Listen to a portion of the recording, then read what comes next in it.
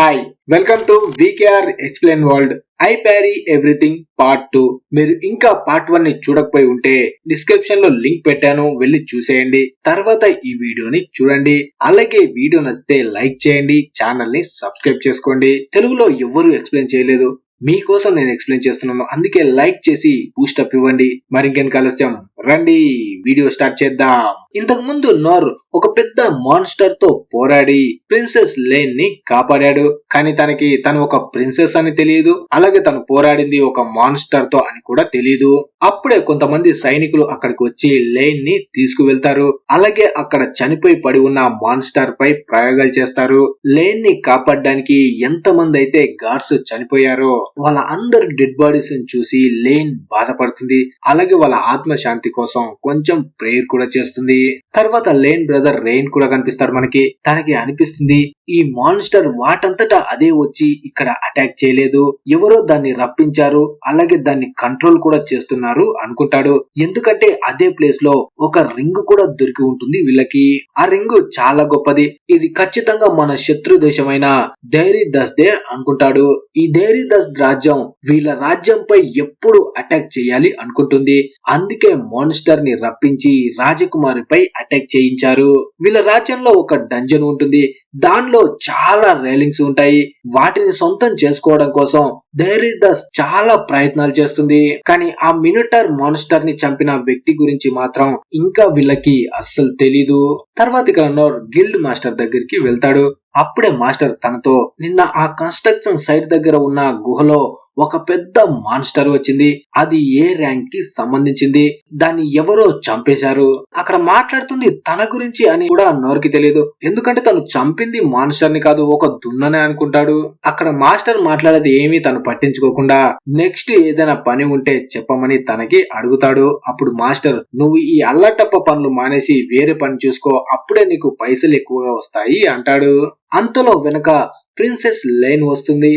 తను నోర్ ని కలవాలని తన డిటెక్షన్ స్కిల్ ని వాడి నోర్ ని కలవడానికి వస్తుంది.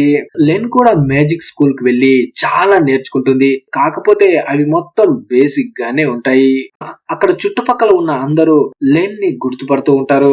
దాంతో లెన్ నోర్ ని తీసుకొని అక్కడ నుంచి బయటికి వస్తుంది. అప్పుడే లిన్ తన దగ్గర ఉన్న ఇన్విజిబుల్ పవర్ ని వాడి అక్కడ ఎవ్వరికి కనిపించకుండా అక్కడ నుంచి బయటికి వస్తారు. బయటికి వచ్చాక లెన్ నోర్ తో, నువ్వు నన్ను కాపాడినందుకు నీకు చాలా థ్యాంక్స్ చెప్పాలనుకున్నాను, అందుకే ఇక్కడికి వచ్చాను, అలాగే నీకు బహుమతి కూడా ఇప్పిస్తాను అంటుంది. కానీ నోర్ మాత్రం, థ్యాంక్స్ చెప్పారు కదా, అది చాలు, నాకు బహుమతి ఏమి వద్దులేండి అంటాడు. మా నాన్నగారు కూడా నిన్ను కలవాలనుకుంటున్నాడు, నీకేదైనా ప్రాబ్లమ్స్ ఉంటే ఆయనతో చెప్పుకో, ఆయన అన్నిటినీ క్లియర్ చేస్తారు అంటుంది. కానీ తను ఏం చెప్పినా సరే మనోడు మాత్రం అస్సలు ఏమీ వద్దన్నట్లు మాట్లాడతాడు. ఆ మాటలు విన్న తర్వాత లేన్ కి చాలా ఏడుపు వస్తుంది.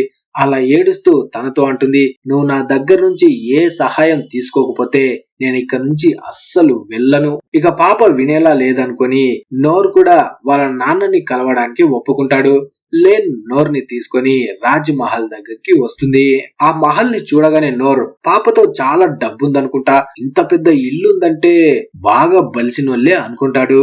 అలా వీళ్ళు లోపలికి వెళ్తూ ఉంటే వీళ్ళకు ఒక అమ్మాయి కలుస్తుంది. తన పేరు ఈనస్. తను లేన్ కి బాడీ గార్డ్ అయి ఉంటుంది.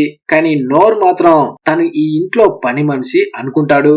అప్పుడే లేన్ ఈనస్ తో అంటుంది, ఈ కుర్రాడే నా ప్రాణాలు కాపాడింది అని. దాంతో ఈనస్ ఇద్దరిని తీసుకొని మహారాజ్ దగ్గరికి వెళ్తుంది.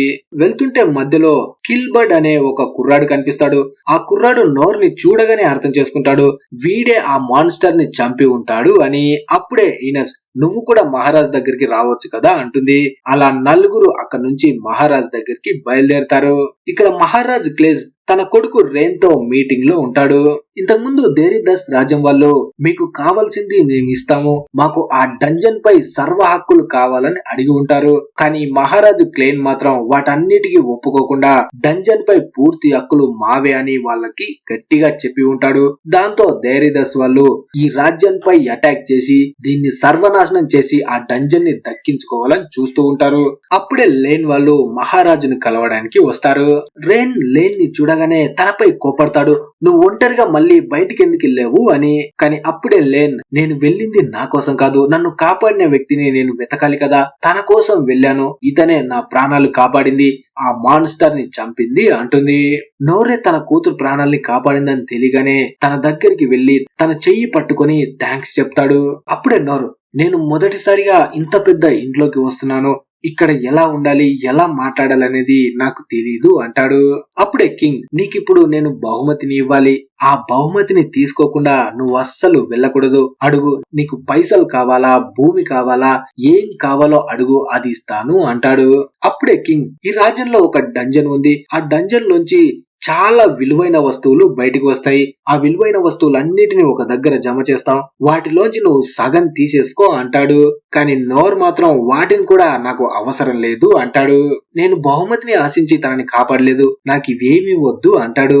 అప్పుడే కింగ్ ఆలోచిస్తాడు, అసలు తనకి ఏమి ఇవ్వగలను నేను అని. అప్పుడే కింగ్ లేన్ కి అక్కడే ఉన్న ఒక పెద్ద కత్తి కనిపిస్తుంది.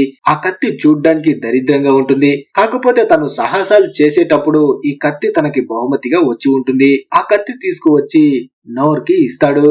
ఈ కత్తి చాలా బరువుగా ఉంటుంది, అంత తేలిగ్గా ఎవ్వరు దీన్ని మోయలేరు. కానీ నోర్ ఆ కత్తిని తీసుకొని దాన్ని పట్టుకోవడానికి తన దగ్గర ఉన్న ఎబిలిటీని వాడి ఒంటి చేత్తో ఆ కత్తిని సరాసరా తిప్పుతూ ఉంటాడు. ఆ తిప్పడం చూసి అక్కడ ఉన్న అందరూ ఆశ్చర్యపోతారు. అలాగే కింగ్ క్లేన్, నా కూతురు కూడా నువ్వు ట్రైనింగ్ ఇవ్వు, తను కూడా నీలా స్ట్రాంగ్ గా కావాలి అంటాడు. నా దగ్గర ఏం కొత్తగా లేదు తను నేర్చుకోవడానికి, ఒకవేళ నేర్చుకోవాలని ఉంటే తనే నేర్చుకుంటుంది. ఎప్పుడైనా సరే తల్లిదండ్రులు పిల్లలకి ఏ దాన్ని బలవంతంగా అలవాటు చేయకూడదు. ఆ మాట వినగానే కింగ్ చాలా నవ్వుకుంటాడు. తర్వాత నోర్ కత్తిని తీసుకొని అక్కడి నుంచి బయటికి వస్తాడు. బయటికి వచ్చి ఆ కత్తిని చూస్తూ, ఈ కత్తి నాకు ఎలా ఉపయోగపడుతుంది, ఆ ఊర్లో ఉన్న డ్రైనేజీలు వీటితో క్లీన్ చేస్తే నాకు మస్తు పైసలు వస్తాయి అనుకుంటాడు. అంతలో ఈనెస్ తన ముందుకు వచ్చి మోకాళ్ళపై కూర్చొని తనకి క్షమాపణ చెప్తుంది. నీ దగ్గర అంత రూడ్ గా బిహేవ్ చేసినందుకు నన్ను క్షమించు అని.